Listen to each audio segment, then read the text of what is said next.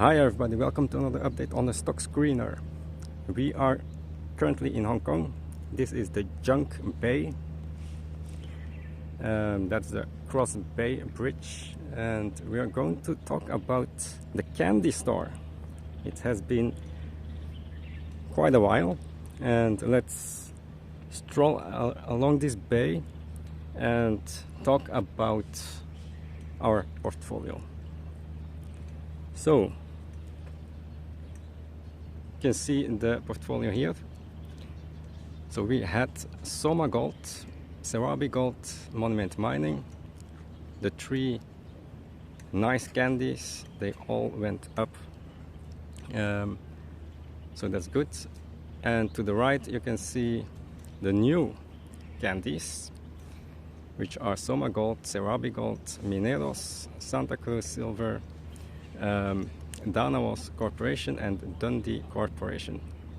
So let's go over the first three to the left. Okay, Soma Gold. Where do we start? For our investment, we look at three things. You need to have price, you need to have cost, and you have production. All of these need to improve. So for Soma Gold, that's a gold miner. We know that gold is at all-time highs. I think it's about 2,780 now. That's an all-time high. It's probably going to 3,000 by the end of this year, and then go to 4,000 next year. So I'm staying in the gold miners. It's the best place to be. Oil is not doing anything. It's probably going to go lower next year. So that's very good for gold miners. We will have high margins. So the price is right. The second thing is cost. For Soma Gold, costs are going to be going lower. We are currently at 1,700 all-in sustaining costs. That's still a good margin at 2,800 gold. So that's a margin of more than 1,000. So I don't see any problems at all with Soma Gold, and the costs will actually go down in the future. So the presentation said it's going to go down to around 1,400 when the grade goes up. So grades are expected to rise. Look at these tall buildings here. That's a 20 stores high. But back to Soma Gold. Grades are going to rise. They found a new vein that's going in production. Machuca, that's a new mine that they bought, and that mine is, it was bought last year, and they dewatered it, and it's getting in production this quarter. So that's new ore that's coming in. Tons per day are going to go from 450 to 550 tons per day. So everything looks fine. They are making money at this gold price. So that will be repaid at a fast pace.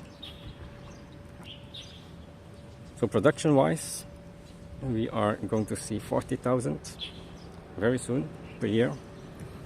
And then we are going to go to the 45,000 in a year from now,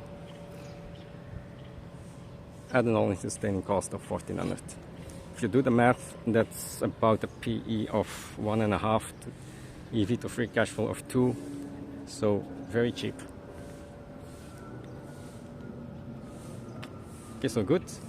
That was Soma Gold. Are there any catalysts? Catalysts, there are many catalysts actually. First catalyst is El Limon, of course. El Limon mill is going to go in production next year.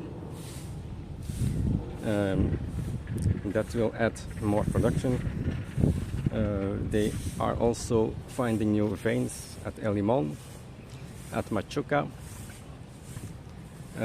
Probably also doing some M&A at some point, getting artisanal miners in production. Also pretty important is the backup generators. Backup generators are going to get in production very soon and will increase the production probably 5 to 10% higher, which also reduces the cost. Okay, why? Because if you have power disruptions, then you still need to pay your labor force, and if you don't have power disruptions, the costs are the same, but your production goes up. So costs, all-in sustaining costs per ounce will go down and production goes up. Many catalysts coming from Soma Gold. Okay, let's go to the next one. We have talked too much already. Next one is Serabi Gold. Same, the price here is at all-time high, gold up. Production is going to 45,000 next year from the current 38,000, and going even higher to 60,000 in 2 years. So that's good. So production wise, we are on track. Cost wise, it's also on track because we had a PEA recently for Coringa saying that all-in sustaining cost is going to drop to around 1,300, I think. So if you add Palito to that, that's about 1,500 then. Okay, 1,500 all-in sustaining cost, production growing, so that's a good buy. It's not as cheap as Soma Gold currently, but in the future, if they get to 60,000, then Serabi Gold is going to be a cash cow. So it's a long-term play for the 60,000 production. Currently PE ratio around 4 to 5, but that will drop to 3. So very good. And if gold goes higher, of course, Serabi Gold will do extremely well. There is still this issue with the license, I know, still not approved, but let's hope that that will eventually get approved. Okay, next one, Monument Mining. This one is sold. Okay, Monument Mining has been sold. Why did I sell it? Well, it's never bad to take profits, first and foremost. But why did I sell it? I didn't see a lot of upside anymore at this price, and I wanted to get into silver as well. So I decided to sell that position in Monument Mining to have some liquidity to buy a silver miner. But yeah, Monument Mining has done extremely well. Extremely well. Their grades went up by 1 grams per ton. You can watch my latest video on that. All-in sustaining cost, very good. So this is actually the place where people are fishing. Even though it says no fishing, people still come here to fish. Just a small fediver. Back to Monument Mining. Okay, so it's a gold producer. Of course, gold is at all-time highs. They do not have bullion sales. They sell concentrate, so you need to take that into account. But even then, we still have, I think, a PE of around 3 right now. That's very good. Good mine life, between 7 to 14 years, depending on if they can increase the tailings, depending on resource conversions, etc. So, yeah, doing well. Only problem that I see with Monument Mining is that they don't give a lot of guidance. We don't know what they are actually doing. Are they going to increase production? I have no idea. So I think the production will be stable, but no growth. Murchison, it's been there for many years. It's still not in production, so I don't expect it to go in production anytime soon. But that's an extra upside for Monument Mining. Okay, so let's go to the new candies.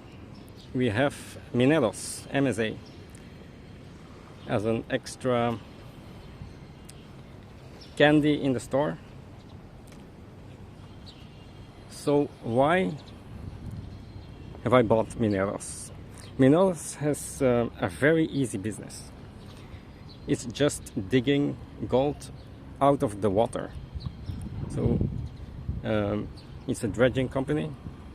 Really easy operation. You don't need to find resources or do drills and development underground. It's just a boat, and you are just mining the water, basically. Easy operation in Colombia, and profitable at the current gold prices. So they also pay a dividend of 10%, which is very high. I like 10% dividend. Who doesn't like 10% dividend? They also have the operation in Nicaragua. That's more artisanal mining, so if gold goes up, then costs also go up. But anyway, there is still some leverage there. They are building a new mine in Nicaragua, which is the Hemco property, and that will reduce the costs a bit. Of course, there's some capex involved to build that, so that takes about 2 years. But yeah, in the long term, I think Mineros is going to do extremely well. It's trading at a PE of 3 right now, which is very cheap. So production growth, yes, because they are building Hemco. Costs, yes, costs are going to come down because of Hemco, because if they build Hemco, then they are mining their own ore, which is of course cheaper than buying the ore from the artisanals. And 10-year mine life, 10 plus mine life for the dredging company in Colombia, and Hemco probably also 10-year mine life when they bring Hemco online. So not bad at all. Next one, if the camera can see this, apparently not. Okay, Santacruz Silver. Santacruz Silver, new position. I wanted to have some exposure to silver. I think silver might catch up to gold. Gold has already gone up a lot, so I expect silver now to catch up, hopefully. Never sure about these things. Could be that silver keeps on underperforming, I have no idea. But it looks like silver could go to $40 or $50 by next year. Looking at the technicals, and I wanted to buy the silver company with the highest leverage. So highest leverage is Santacruz Silver. Of course, they are not a primary silver producer. There's also zinc involved, so we need to watch the zinc price as well. But I assume that if silver goes up, zinc will also start moving up. We need to be in commodities. So what is Santacruz Silver's PE ratio right now? The PE ratio is around 3 to 4 at the current zinc and silver price, which is not too bad. As silver moves up, you are going to see maybe 5 times leverage to the silver price. So I'm just betting on silver going to 50, and then Santacruz Silver will probably double. Or if there's a mania, it could triple. Okay? So that's Santacruz Silver. Next one is, let's talk about Dundee Corp first. Dundee Corp, also a pretty large holding. I do like their assets. They have 3 primary assets, which is Magna Mining. I think Magna Mining can still double from here. They bought a copper mine that's in production, so it's a copper play and a nickel play. Second holding is G Mining. So they do own gold, and G Mining is actually a pretty good company. I think there is 50% upside for G Mining, so it's not overvalued. They still own some of that. And then they have the Borborema royalty that will also come in production maybe in 2 to 3 years from now, which will add more value. Based on the assets and cash that they have, it's still valued at 50% discount. So the real value of this company should be maybe 50% higher. So there is upside for Dundee Corporation. And well, I didn't buy it because of the 50% upside. Okay, I bought it because I wanted to gamble on the Taurex approval. So they are saying that there could be an approval of Taurex in the UK by the end of the year. Not sure if it will happen or not, but if it happens, then this approval could propel Dundee Corp probably double, triple instantly, because Taurex is worth a lot if it's approved. So Taurex is the company that is researching on the Alzheimer drugs. If that gets approved, Dundee Corp owns 3.2% of that company, and that could instantly double Dundee Corp. That's why I'm buying Dundee Corp. And the 50% upside is just a bonus to me. Okay, last one.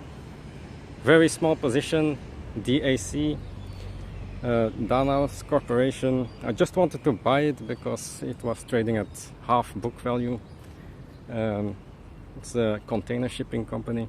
Container rates have fallen a bit, so that's why Danaos is also down a bit. But they are still making money at these container rates. And there is a value because they are trading at half book value. So waiting for that to go up, and they pay a dividend as well. So I can just stay in it, get paid to wait. Eventually it will probably go up. It depends a lot on the commodity price as well, because their vessels can be scrapped. They contain a lot of iron, so depending on the iron ore price, they can sell those ships at a higher price. So that was the candy store update from Hong Kong.